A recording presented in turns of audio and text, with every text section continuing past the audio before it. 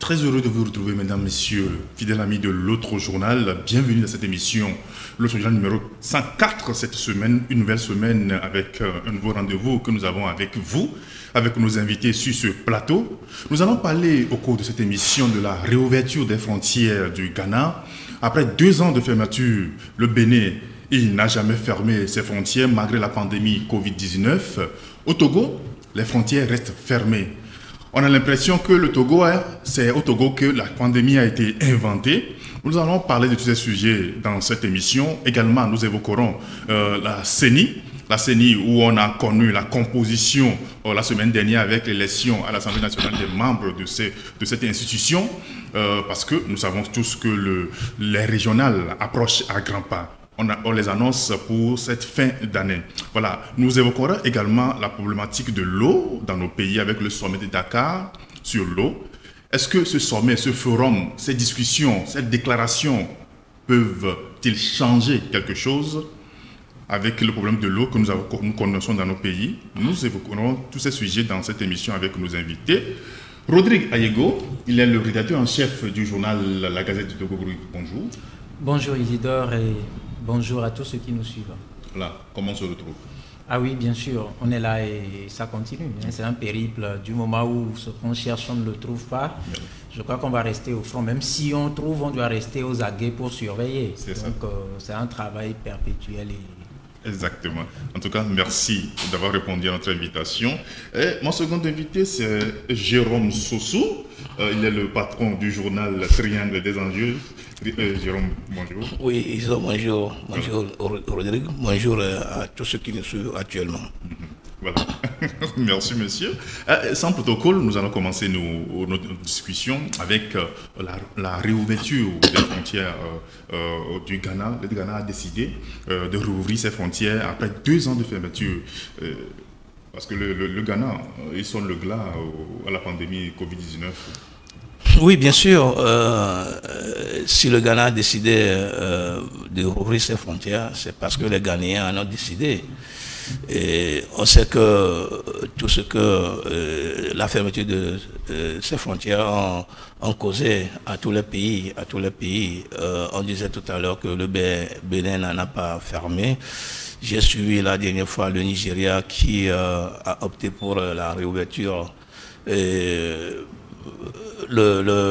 Qui a décidé de faire tomber les masques, sauf qu'il a pris d'autres décisions avantageuses par rapport à cette Covid.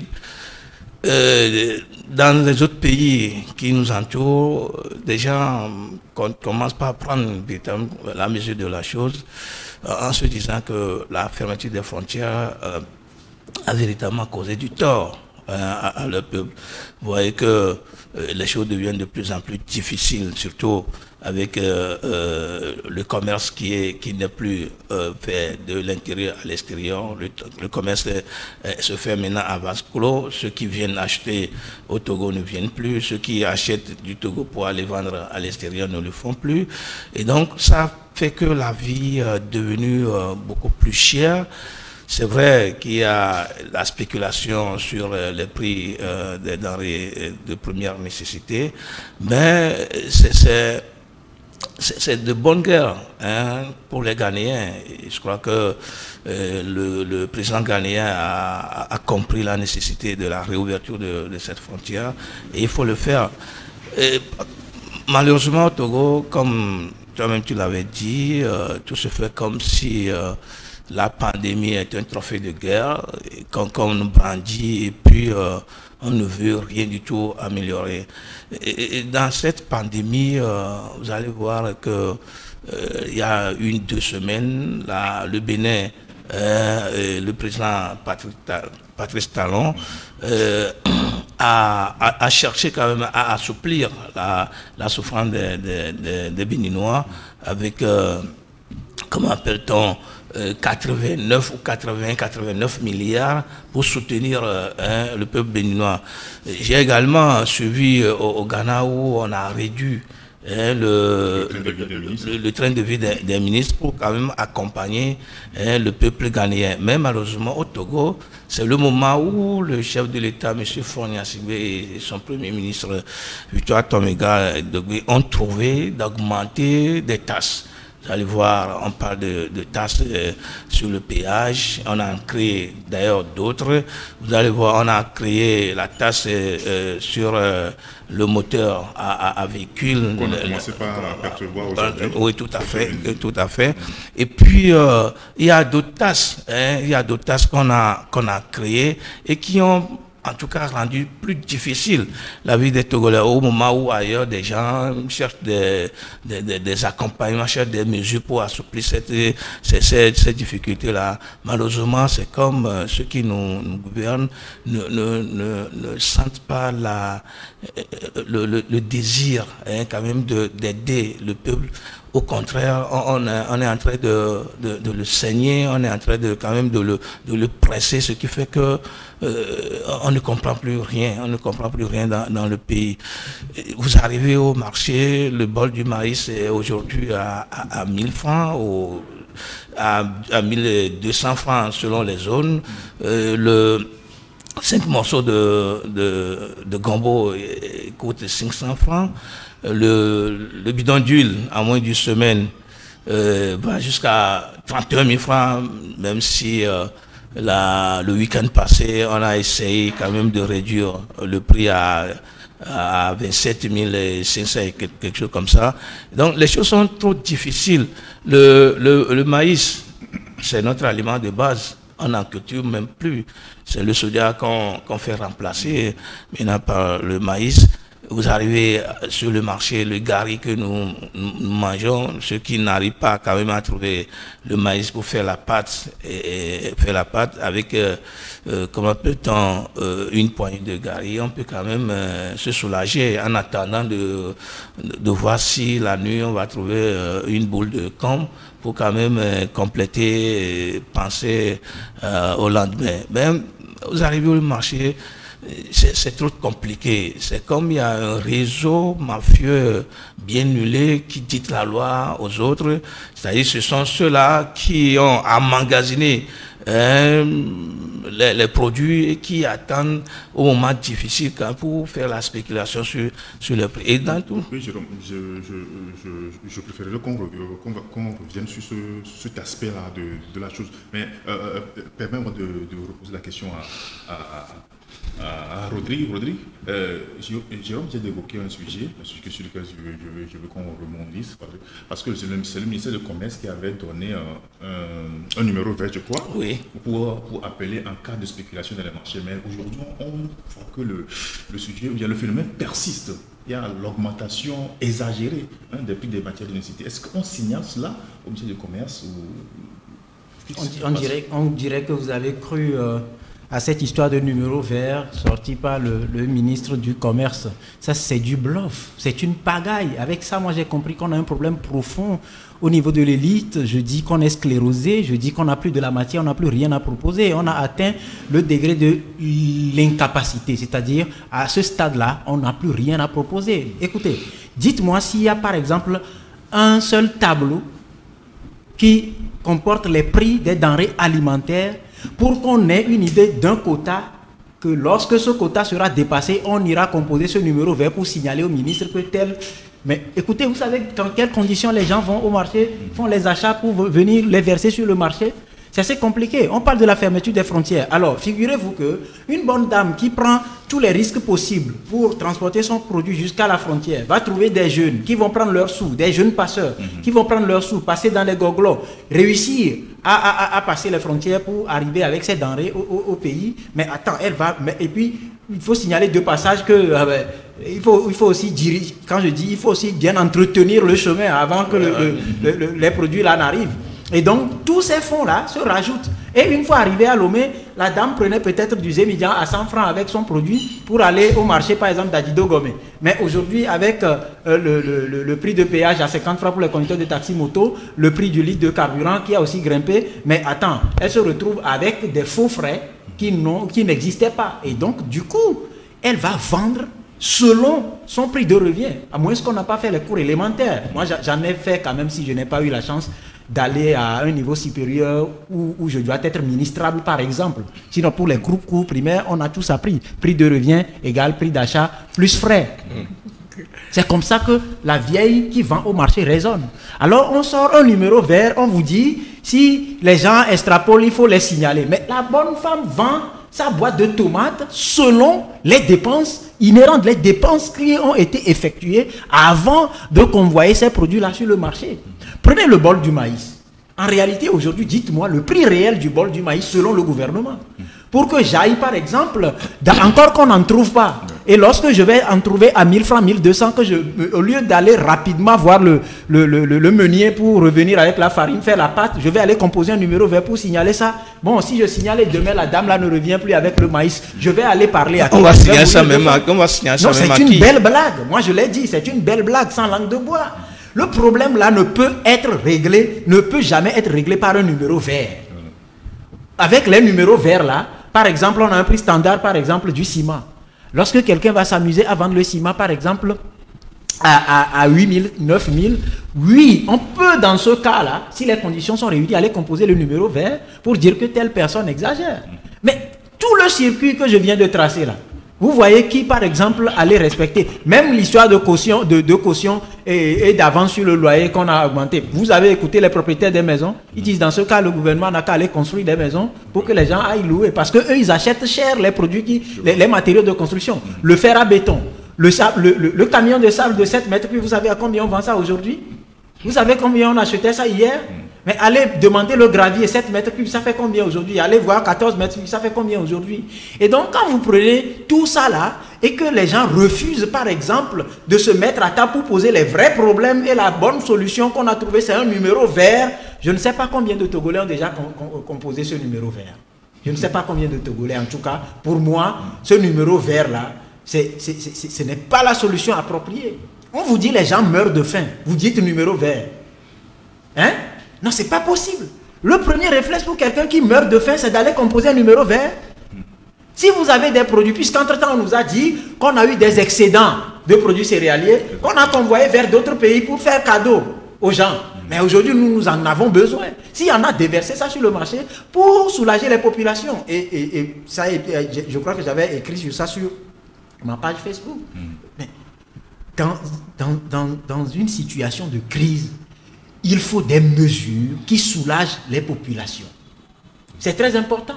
Vous avez vu, le Ghana, on a analysé et on a réduit le train de vie des ministres. Mais cette solution avait déjà été pratiquée au Bénin voisin ici. Au Sénégal. Au Sénégal aussi. D'accord? Mais au début de la pandémie, le Sénégal l'avait et le Bénin aussi l'avait fait. Le Ghana l'avait fait. Mais maintenant encore que la situation, la vie chère domine, mais ils ont choisi de revoir le train de vie des ministres. Au Bénin, le Bénin allait plus loin. Aucun ministre ne peut plus être évacué à l'extérieur. Chez nous, par exemple, on affrète des avions pour convoyer des moribonds à l'extérieur avec l'argent du contribuable togolais. Et après, quand ces personnes-là décèdent, bon, c'est fini. Puisqu'on ne rend compte à personne. Alors, s'il vous plaît, de grâce, ne me parlez pas de numéro vert pour aller signaler la pauvre dame ou le pauvre monsieur qui a fait des efforts pour nous garantir au moins, même si c'est cher, ces denrées alimentaires-là qui nous fuient aujourd'hui. C'est très important. Merci beaucoup. Oui, moi je voudrais ajouter en disant que c'est un faux fillon. Et puis on va donner le numéro vert pour signaler quoi, à qui et par rapport à quoi. Parce que ça ne se comprend pas. Il ne faut pas oublier que sur le marché, la mairie vient prélever vient collecter les taxes. Des taxes. Et puis, il va falloir que la bonne dame ajoute le prix de cette taxe-là à sa marchandise. Il va falloir que la bonne dame fasse tous les calculs possibles. Alors, il arrive même des fois... Il n'y a pas que le prix des tasses ne te coupe pas. Il y a par exemple, comme je l'ai dit, tu sais, même les dockers qui transportent les produits depuis oui. le point où la dame a déchargé pour aller sur son lieu d'étalage. Mais tous ces fonds-là, ce sont des frais qui s'ajoutent, par exemple, pour obtenir le prix de revient. J'ai parlé de communication. Aujourd'hui, avec la cherté de la communication au Togo, la bonne femme, si elle paie son crédit à 500 francs, elle fait forfait, par exemple, tout réseau, ou forfait, j'en sais rien, forfait appel, forfait voix à 500 francs. Elle va appeler le paysan qui, entre-temps, était déjà au champ. Ça veut dire qu'elle n'a pas pu avoir le paysan. Elle doit racheter encore du crédit pour avoir le paysan, être garanti que, bon, voilà, la marchandise est disponible avant d'aller, par exemple. Et en allant là, le taxi, ce n'est plus... Tout le monde sait combien aujourd'hui. Hier, on allait à Palimé à 1300. Aujourd'hui, on va à Palimé à combien? 3000, 3500. Mais je vous dis, à Neho, ici, on va à Neho à 2000. À Godrafo, on te dépose à Godrafo là-bas. Là. Si tu parles de 1500, le chauffeur peut te gifler. Et donc, dans ça, là, vous pensez que c'est... C'est pas le numéro qui va régler. Oui, mais justement, il arrive même que parfois que les bonnes dames là se perdent dans les calculs. Et elles reviennent avec la faillite. Parce qu'il y a tellement de tâches, il y a tellement de choses qui sont rentrées avant qu'elles ne vendent son produit. Ce qui fait qu'elles ne se retrouvent pas parfois. Et pire encore, la douane, c'est la croix et la bannière. Et ceux qui font les commerces de l'intérieur à l'extérieur, de l'extérieur à l'intérieur, ne se retrouvent plus parce qu'il n'y a plus de contrôle au niveau des douanes. Et chacun se permet quand même de donner la tasse qu'il veut par rapport à la marchandise qu'on commandait. Il arrive des fois que, moi j'ai déjà traité 2 ou 3 dossiers comme ça, le prix même de la marchandise est beaucoup plus moins que la tasse qu'on a demandé à la personne avant que la marchandise ne rentre au pays. Et avec tout ça là, comment est-ce que le commerçant va se retrouver? Ce qui fait que les choses sont véritablement dures, mais bizarrement, personne ne nous regarde. Tout notre cri de détresse là, ça ne tombe pas dans des oreilles de ceux qui pouvaient quand même nous aider à solutionner le problème. Ils sont là comme s'ils ne nous écoutent pas. Et puis ils continuent comme si le chien à boire, la caravane doit passer forcément.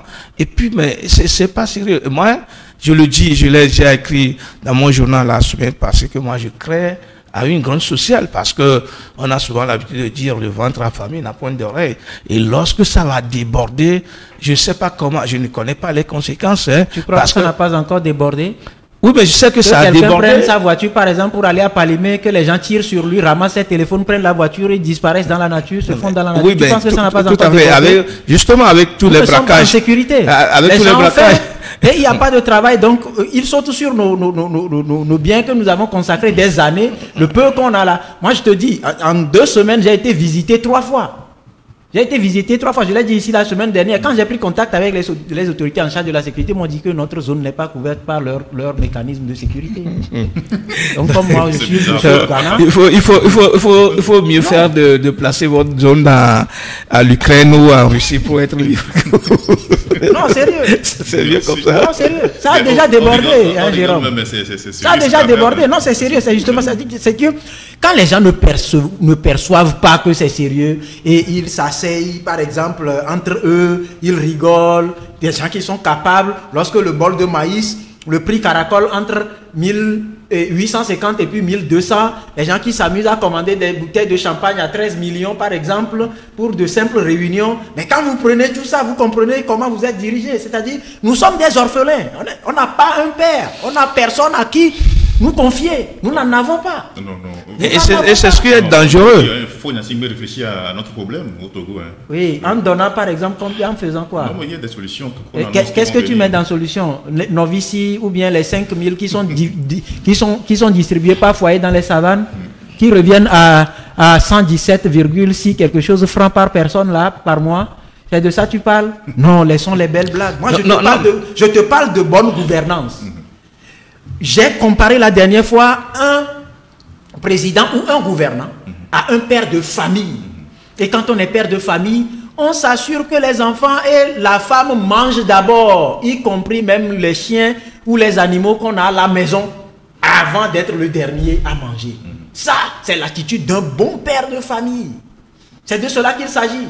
Tu es malade, mais toi-même, tu ne peux pas aller à l'hôpital parce que, entre-temps, c'est ta femme ou bien c'est un de tes enfants qui est malade. La priorité, c'est celui-là. Ça, c'est un bon père de famille. Et lorsqu'on fait la comparaison du rôle d'un bon père de famille à un bon gouvernant, non, on ne me parle pas on ne parle pas de réflexion, là. On ne dit pas qu'il faut réfléchir. On dit les gens ont faim.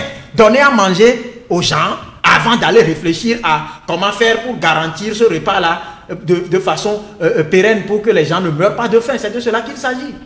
Et une bonne dame, une bonne maman, c'est celle-là qui à tout prix cherche la bouillie à son enfant qui pleure. Le matin, lorsque papa n'a pas encore parlé. Et malheureusement, nous avons à la tête du pays des femmes qui apparemment ne sont pas de bonnes mamans. Non, on ne les sent pas. Enfin, on ne va pas le dire ainsi, on ne les sent pas. Mais c'est ce que je dis. Les enfants pleurent. Vous avez des seins, les enfants veulent téter. Vous ne leur donnez pas. Donner les seins. Vous avez du gari à côté. Vous refusez de verser un peu de gari aux enfants. Les enfants crient du matin au soir. Vous les écoutez sans rien faire. Le papa et les mamans, parce que nous sommes plus de 8 millions d'âmes, il faut réfléchir à une stratégie pour... Non, vous regardez ces pouvoirs. Avant de faire un enfant, il faut réfléchir par 1000 fois. Autrement dit, avant de décider d'être papa, il faut être sûr d'avoir le minimum. Autrement, avant de décider d'être gouvernant, il faut être sûr d'avoir la capacité de répondre aux besoins spécifiques de celui-là. Prenez la Constitution. Je m'engage à faire quoi? Qu'est-ce qu'on dit? Qu'est-ce qu'on dit dans le truc? Je m'engage à faire quoi? C'est de cela qu'il s'agit. Mais le président ghanéen, tu penses qu'il a 1000 têtes? Non. Encore que ce qu'il a fait là aussi chez le Ghanéen, ce n'est pas encore ce qu'on veut. Vous pensez que celui du Bénin là, il a combien? 80 têtes? Non, ce qu'on dit, on veut sentir, il faut des signaux qui permettent aux populations de dire, vous savez, lorsqu'un enfant sait que à la maison, sa sécurité est assurée, tant sur le plan alimentaire que sur le plan protection civile proprement dite, mais écoutez, cet enfant-là dans la rue, il est maître de son propre destin. Parce qu'il sait que lorsqu'il y aura un couac, il a quelqu'un qui va venir. Mais l'enfant qui sait qu'il n'a personne là, mais cet enfant, tu l'as déjà vu dans la rue? Ce sont des enfants qui sont là à la merci de tout vent, qui peut décider d'agresser n'importe qui à tout moment. C'est un peu comme les chiens qui errent dans les rues. Ça met en insécurité. Ça met en insécurité. Vous avez vu, actuellement là, avec cette histoire de vie chère, ça a repris les vols de moto, les braquages, etc. Mais si tu sors, même à 21h, si tu veux rentrer, si tu habites un coin reculé là, mon frère, comment tu commences pas à prier ton Dieu de te raccompagner à la maison? C'est de cela qu'il s'agit. Mais quand vous me dites qu'il faut réfléchir, il faut mettre combien d'années pour réfléchir? Réfléchir maintenant, dis-moi, depuis que cette histoire de vie chère a commencé, on a tenu combien de conseils des ministres? Et quelles sont les décisions prises en rapport avec cette vie chère? Ils ont une feuille de route. La feuille de route, oui. Qui dit quoi? Non, moi je te parle d'action. On dit action. C'est pas, on ne va pas remplir les papiers, non. On dit action. L'action, c'est quoi? On dit, à partir d'aujourd'hui, le ministre qui gagne 2 millions va gagner 1 million. C'est ça, non? Là, tu vas tuer les gens. Non, c'est ce que les autres ont fait, non? Mais chez nous, est-ce que ça a été fait? Est-ce que ça a été fait? Nous serons là ici, les gens vont introduire encore des projets de loi tout à l'heure pour dire ce que nous gagnons ne suffit pas, il faut augmenter. Ils l'ont déjà fait. Ils l'ont déjà fait, non? Non, pas introduit projet de loi, ils l'ont déjà évoqué. Ils ont déjà évoqué, ce qui veut dire que ça vient. Et ça va passer comme une lettre à la poste. Mais puisque ce sont eux-mêmes qui votent. Comme quoi, celui qui est dans la cuisine ne mange jamais de mouvement de mâchoire. Ah oui. Okay. Et puis ce qui est bizarre dans tout ça là, au lieu d'apaiser les cœurs, on menace. On menace à tout bout de champ. Nous avons des armes lourdes. Nous avons des missiles à vous lancer. Nous avons ci, nous avons... On est en Ukraine? Non, je ne sais pas. Ce sont nos ministres qui le disent. Ça, c'est le discours de l'OTI, non? Moi, je les avais écoutés. Je les avais suivis même à la radio. Je les avais écoutés depuis, je ne sais pas, quelqu'un du Togo. Et puis, moi, je me dis, mais est-ce que ça, là, va résoudre concrètement le problème. C'est-à-dire qu'aujourd'hui, à un moment donné, lorsque les gens auront à décider de trouver forcément à manger, mais ça va s'exploser. C'est ce qu'on ne veut pas, c'est ce qu'on ne veut pas. C'est-à-dire que ce n'est plus la politique qui va en fait créer quelque chose. Je ris ça fait. Tu as appris l'histoire des enfants qui ont disparu avec le panier du pain. Oui, bien sûr. Et merci à la dame qui a remboursé. Quand ça arrive à ce stade-là, mais essayez de faire la lecture des signes. Oui. Quand ça arrive à ce stade, deux jeunes qui débattent. Non, là c'est mieux. Et qui emportent un panier de pain. Oui, là c'est mieux. C'est mieux que ceux-là qui étaient partis prendre la sauce et la marmite sur le feu lorsque la dame est rentrée dans la chambre pour chercher quelque chose. Oui. Ouais, c'est compliqué. Et quand on le dit, c'est comme nous sommes contre quelqu'un. Oui. Quand on le dit, c'est comme nous sommes contre quelqu'un. C'est quand des gens n'ont pas la perception de la chose. C'est quand des gens refusent de faire les analyses, de voir la chose, c'est de toucher du doigt ce qui se passe. Aujourd'hui, la situation est tellement compliquée que, comme Rodrigue l'a dit, personne n'est plus en sécurité. Et lorsque ça va déborder, les ministres ne seront pas épargnés. Ceux qui menacent là, ils ne seront pas épargnés. Ce n'est pas parce que nos gouvernants ne sont pas près du peuple, parce qu'ils se sont enfermés dans un quartier, dans une cité, avec tout en même temps. Moi je les vois. Cliniques, banques, autres. Quoi. Non, mais parfois on les voit faire danser les femmes à la télé. Ben, il était aux côtés de ces femmes-là et ils font danser ces femmes-là à la télé. Je ne sais pas concrètement ce qu'on dit à ces femmes-là, avant qu'elles ne soient quand même très en joie et danser comme des fous ou des folles. Au fait, dès lors que la situation profite dans des contextes clairs, notamment en période électorale, c'est exploitable. Bon, les gens ont une assise confortable là-dedans. Donc nous autres, on peut mourir de faim 4 ans, et puis la 5e année, on va envoyer quelques 1000 francs, quelques 2000, des t-shirts, etc. Les gens vont danser, les gens vont s'aligner même au bord des routes. Je ne crois plus que des gens vont tomber encore dans ces... Donc tu ne connais pas les Togolais. Non, je ne le pense pas avec cette situation de vie chère. On vit cette situation depuis des dizaines d'années. Oui, bien sûr, je suis d'accord, mais il faut voir que les choses maintenant sont beaucoup plus dures qu'avant. Mais si. Et puis un temps, on a acheté le bol de maïs à 1500. Mais à 1200. À 1200. Mais ce n'est pas... La situation n'était pas si compliquée. Aujourd'hui, il n'y avait pas de taxes, il n'y avait pas d'augmentation des taxes, il n'y avait pas toutes les difficultés là, dont nous citons tout à l'heure là, que connaissent les femmes au marché, machin.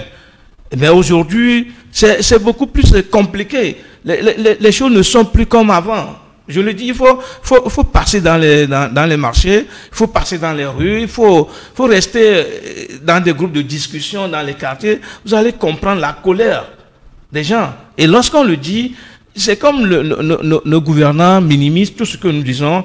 Et bon, ils disent que bon, eux là, ils ont quoi, ça va passer, ils ont quoi avec. Peut-être que depuis que cette situation a commencé, il n'y a pas de mouvement de rue.